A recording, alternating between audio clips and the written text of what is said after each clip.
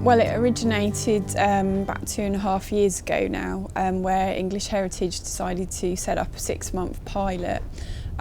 We got put in touch with Dave Pymont, who's currently the tutor on the project. 3 years ago, I started tutoring disaffected youngsters, and it was suggested that I took a group on to do a gardening project at King's Walden, and eventually we went around Luton, and 2 years ago we started working here at the Walled Garden at Luton Hoo.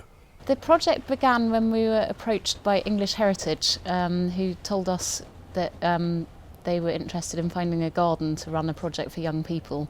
It was really right in the early days of our project, and we saw plenty of scope for young people to get involved, and a really interesting point in the garden's history, because it was sort of when we were right at the beginning, when we were beginning to recreate.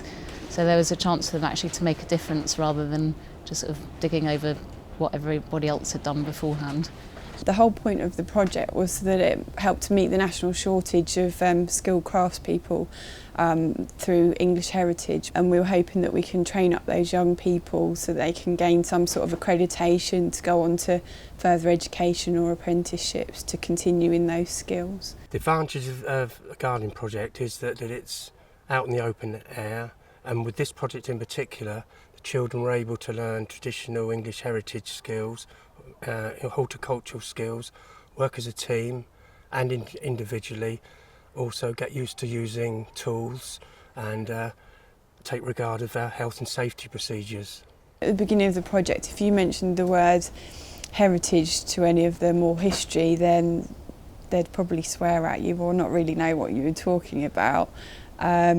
So that the whole part of this project is broadening it to new audiences that wouldn't normally have engaged in such activities. This is an excellent venue because it's just outside Luton in the open air. Obviously it's got a lot of history attached to it, and there were lots of interesting activities for the youngsters to engage themselves in. This used to be, when it was devised, a Victorian kitchen garden, which had about 36 gardeners here. Over about 6 acres, so that would have fed all the staff of the big house and everybody who lived there. And so keeping that many gardeners on in this day and age, in this size of garden, is not